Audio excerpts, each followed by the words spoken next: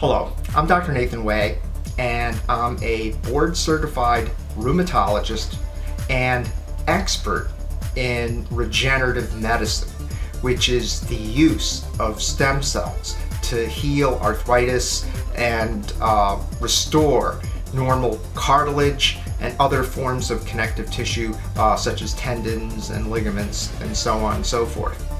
Today's episode is about what are called induced pluripotential stem cells. I know that's a mouthful, isn't it? Japanese researchers reported a fantastic breakthrough in 2006.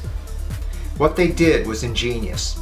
They were able to take adult mouse skin cells, and by using 4 viruses to transport material from one nucleus to another, these researchers were able to create a cell that worked like an embryonic stem cell.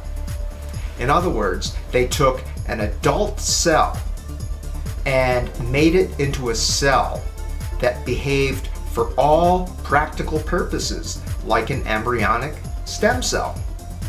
This type of cell is called an induced pluripotential stem cell. Over the years, it's become evident that induced pluripotential stem cells don't behave exactly like embryonic stem cells. So perhaps not quite as good as we once thought. However, they have proven useful for research purposes. Using these stem cells, scientists will be able to study diseases, test new drugs more efficiently, but they are not yet ready to be used in a human clinical setting.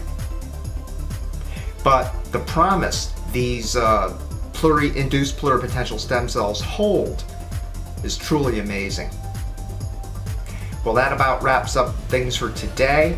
What I'd like you to do is go to the button just below this video that says click here, and that'll send you to a place where you can get access to other videos, other free information, free tutorials that will tell you